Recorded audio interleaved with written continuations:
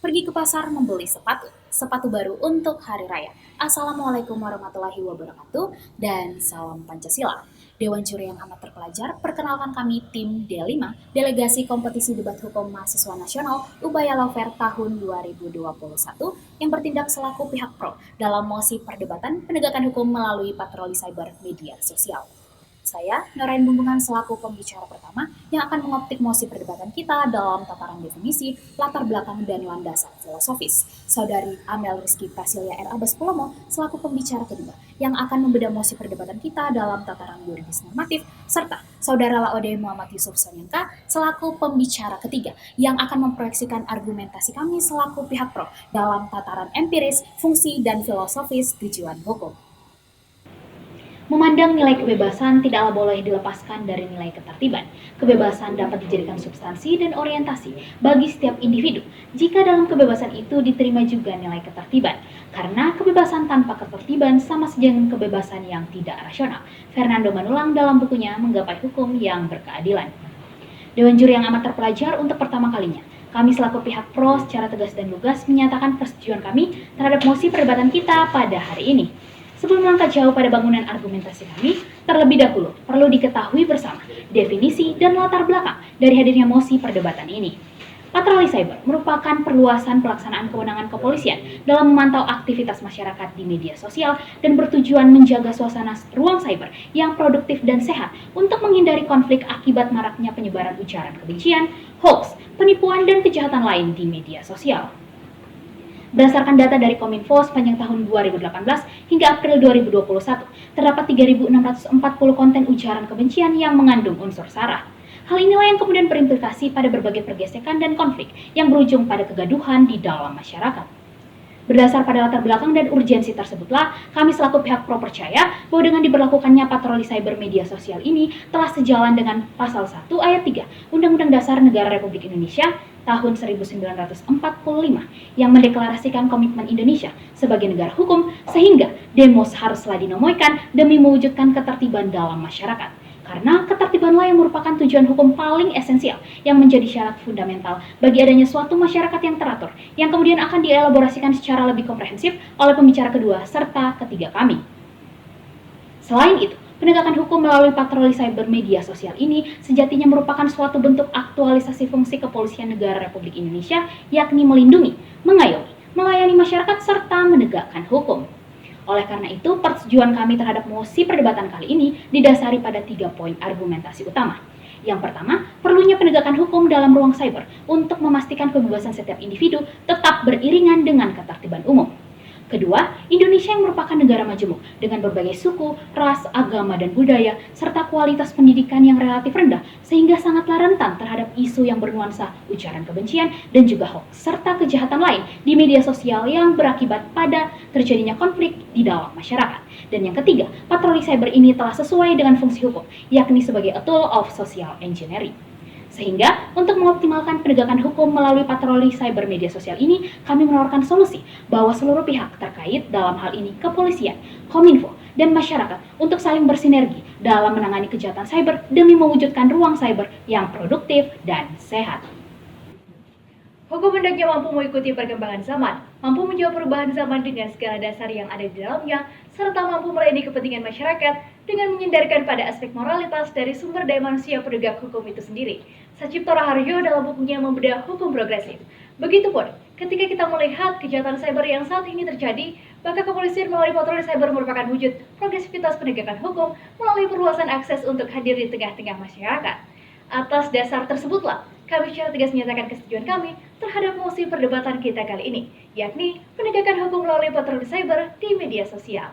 Dewan Juri yang amat terpelajar, persetujuan kami sejatinya didasarkan pada Undang-Undang Dasar Negara Republik Indonesia tahun 1945, tepatnya pada pasal 28E ayat 3 dan pada pasal 28F yang bermakna kebebasan berekspresi di media sosial. Namun, perlu diperhatikan bahwa dalam menjalankan hak dan kebebasan tersebut, terdapat pembatasan sebagaimana diatur dalam pasal 28J ayat 2. Sehingga, dalam hal menjamin terciptanya kebebasan yang bertanggung jawab, seperti yang telah dijelaskan oleh pembicara pertama dari tim kami, maka Diperlukan peran pihak kepolisian sebagaimana diatur pada pasal 30 ayat 4 dalam menjaga keamanan dan ketertiban, termasuk menjamin ruang digital Indonesia agar tetap sehat dan juga produktif dengan tetap menghormati prinsip-prinsip hak asasi manusia. Penjaminan tersebut diwujudkan dalam hadirnya sistem patroli cyber.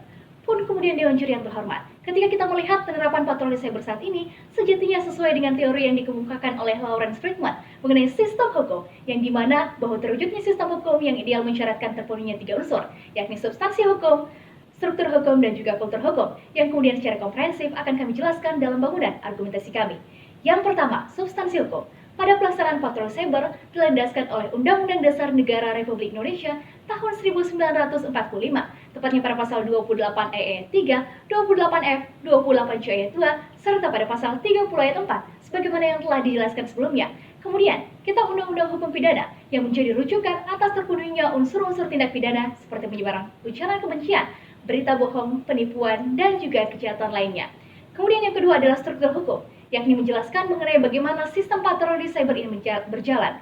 Setelah dikeluarkannya surat edaran Kapolri nomor 2/11/2021, kepolisian dalam melakukan patroli cyber akan mengedepankan upaya preventif dan juga preemptif dalam penanganan kejahatan cyber melalui edukasi dan langkah persuasif sehingga dapat menghindari adanya dugaan kriminalisasi terhadap orang yang dilaporkan, serta sistem ini juga akan mengedepankan upaya restoratif justice dalam penyelesaian kasus, kecuali perkara yang bersifat memecah belah seperti SARA, radikalisme, dan separatisme. Komitmen tersebut akan dielaborasi oleh data yang akan dipaparkan oleh pembicara ketiga kami, serta pelaksanaan penindakan sebagai upaya represif yang merupakan langkah terakhir atau ultimum remedium, yang kemudian lebih lanjut akan kami jabarkan sebagai berikut. Dalam melakukan patroli cyber di media sosial dan mengawasi konten-konten yang terindikasi sebagai kejahatan cyber, yang perlu menjadi catatan bahwa dalam hal penentuan konten yang terindikasi sebagai kejahatan cyber ditentukan atas indikator yang jelas, yakni berdasar unsur-unsur tindak pidana seperti ujaran kebencian, penyebaran berita bohong, penipuan, pengancaman, serta kejahatan lain yang diatur dalam Kitab Undang-Undang Hukum Pidana.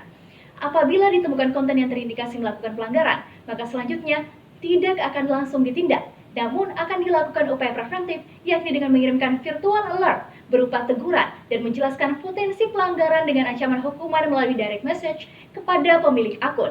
Sehingga sebelum memberikan peringatan, laporan yang masuk kemudian akan dikaji oleh ahli seperti ahli bahasa, pidana, dan IT. Hal ini dilakukan untuk menghindari subjektivitas satu pihak dalam menilai suatu konten sebagai kejahatan. Jika peringatan tetap tidak dipatuhi, maka pengunggah akan dipanggil untuk dimintai klarifikasi, sehingga Dewan Juri yang amat terpelajar tidak ada kebebasan berekspresi yang dikekang, dan mereka tetap diberikan ruang untuk memberikan pembelaan. Bahkan dalam ruang ini dikedepankan restoratif justice, sehingga penindakan merupakan upaya terakhir dalam hal dilakukan oleh polisi cyber. Struktur yang ideal dapat dilihat dari indikator yang jelas serta rangkaian panjang sebelum penindakan yang merupakan bentuk komitmen dari pihak kepolisian untuk mengedukasi serta menciptakan ruang digital yang sehat dan produktif tanpa mencederai hak berekspresi setiap orang. Yang ketiga adalah kultur hukum, yakni tujuan yang diharapkan tercapai. Patroli cyber sebagai sebuah aksi memoderasi untuk bisa menjaga netralitas, objektivitas, dan keadilan diharapkan mampu mewujudkan ruang digital Indonesia yang bersih dan produktif, sehingga Dewan Juri yang amat terpelajar berdasarkan berbagai argumentasi yang telah kami sampaikan membuktikan bahwa semangat hadirnya patroli cyber dalam memperbaiki praktik buruk yang terjadi di ruang digital telah sangat sesuai dengan tujuan hukum itu sendiri, yakni memberikan kepastian, keadilan, dan kemanfaatan. Terima kasih. Hukum pada dasarnya bertujuan untuk memastikan munculnya aspek-aspek positif dan menghambat aspek negatif kemanusiaan, serta memastikan terlaksananya keadilan untuk seluruh warga negara tanpa memandang dan membedakan kelas sosial, ras, etnis, agama, maupun gender. Sehingga secara final hukum sejatinya menjamin kemerdekaan dan kebahagiaan setiap warga negara yang disyaratkan dengan adanya ketertiban. Hal ini sejalan dengan apa yang telah dijelaskan oleh Roscoe Pound mengenai fungsi hukum sebagai tool of social engineering yang mendudukan hukum sebagai alat pembaharuan masyarakat untuk mencapai keteraturan dan ketertiban. Dewan Juri amat terpelajar, kami sebagai tim pro sekali lagi menegaskan persetujuan kami untuk mendukung mosi kita kali ini.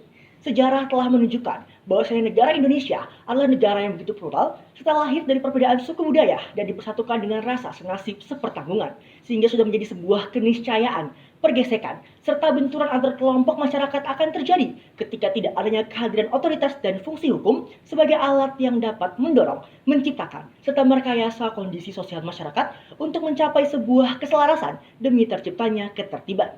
Pun kami percaya bahwa kebebasan berekspresi merupakan hak asasi setiap warga negara. Tetapi perlu diingat, kebebasan tersebut bukanlah kebebasan tanpa batas, mengingat negara kita adalah negara hukum. Secara empiris pun telah terbukti bahwa kejahatan cyber menyebabkan begitu banyak konflik di masyarakat, baik konflik antar komunal seperti penyebaran berita bohong dan ujaran kebencian, maupun konflik antar individu seperti penipuan dan pengancaman.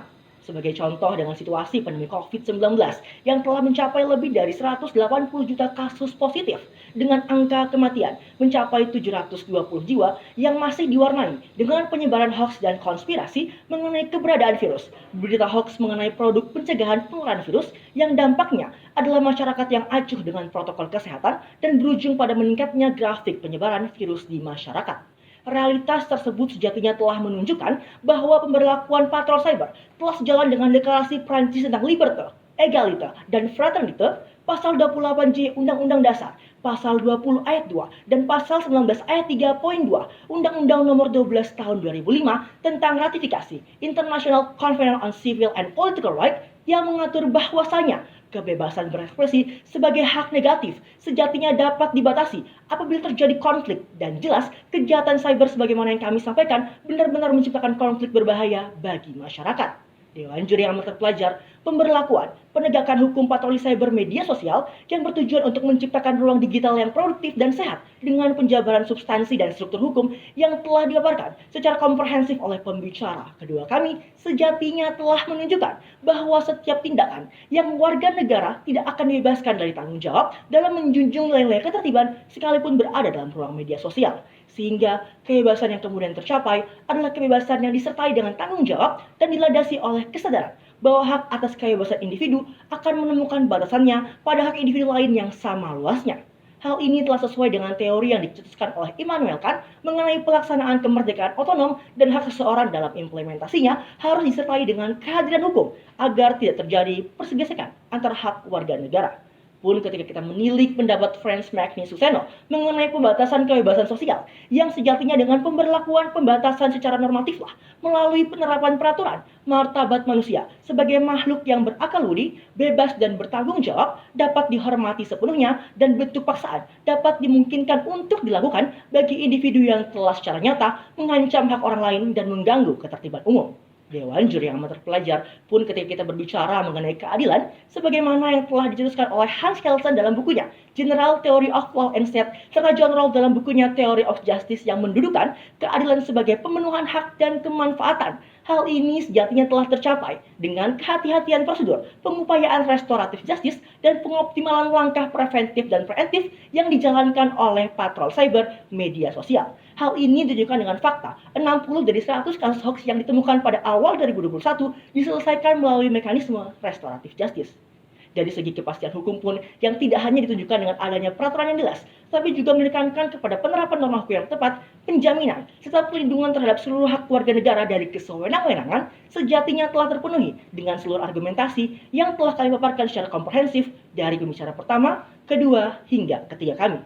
Oleh karenanya, ketika suatu produk hukum telah sesuai dengan fungsi hukum dalam mengayomi dan melindungi hak warga masyarakat serta sejalan dengan tujuan hukum, yaitu keadilan, kemanfaatan, dan kepastian, dan atas solusi yang telah dijelaskan secara komprehensif oleh pembicara pertama dan kedua kami, maka kami sebagai tim pro sekali lagi menegaskan dukungan kami terhadap mosi kita kali ini.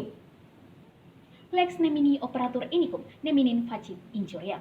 Hukum tidak memberikan ketidakadilan kepada siapapun dan tidak melakukan kesalahan kepada siapapun. Dewan Juri yang amat terpelajar, untuk kesekian kalinya, kami selaku pihak pro menyatakan persetujuan kami terhadap mosi perdebatan kita, yakni penegakan hukum melalui patroli cyber media sosial. Sebagaimana yang telah kami paparkan sedari awal, bahwa penegakan hukum melalui patroli cyber media sosial merupakan suatu wujud nyata kehadiran negara melalui Kepolisian Negara Republik Indonesia dalam mewujudkan ruang cyber yang produktif dan sehat demi terwujudnya kehidupan masyarakat yang tertib dan teratur. Selain itu, penegakan hukum melalui patroli cyber media sosial sejatinya merupakan langkah dalam mencegah tindakan kriminalisasi terhadap pihak terlapor dengan dikedepankannya langkah preemptif dan preventif dalam penanganan kasus seperti kasus ujaran kebencian, hoaks, dan kejahatan lainnya di media sosial, serta diutamakannya proses restoratif justice sebagai langkah penyelesaian kasus sebagaimana yang telah dijabarkan secara rinci oleh pembicara kedua kami. Selain itu, kami selaku pihak pro meyakini bahwa dengan pemberlakuan patroli cyber ini bukanlah merupakan langkah pembungkaman terhadap kebebasan berekspresi dan berpendapat masyarakat, melainkan sebagai wujud hadirnya hukum dalam mengontrol dan memastikan bahwa kebebasan yang dimiliki oleh setiap individu adalah kebebasan yang bertanggung jawab, yang juga dijamin dalam ICCPR dan Pasal 28J ayat 2 Undang-Undang Dasar Negara Republik Indonesia tahun 1945 yang sebelumnya telah dijelaskan oleh pembicara 1, kedua, dan ketiga kami. Oleh karenanya, berdasarkan segala argumentasi yang telah kami paparkan, kami yakin dan percaya bahwa penegakan hukum melalui patroli cyber media sosial ini serta solusi yang kami tawarkan melalui sinergi berbagai pihak merupakan suatu langkah yang tepat dan telah bersesuaian dengan fungsi hukum dalam mengayomi, melindungi, dan menjamin hak warga masyarakat serta telah sejalan dengan tujuan hukum yakni keadilan, kepastian, dan kemanfaatan. Lawan bicara adalah kawan terbaik kami dalam berpikir. Sekian dan terima kasih.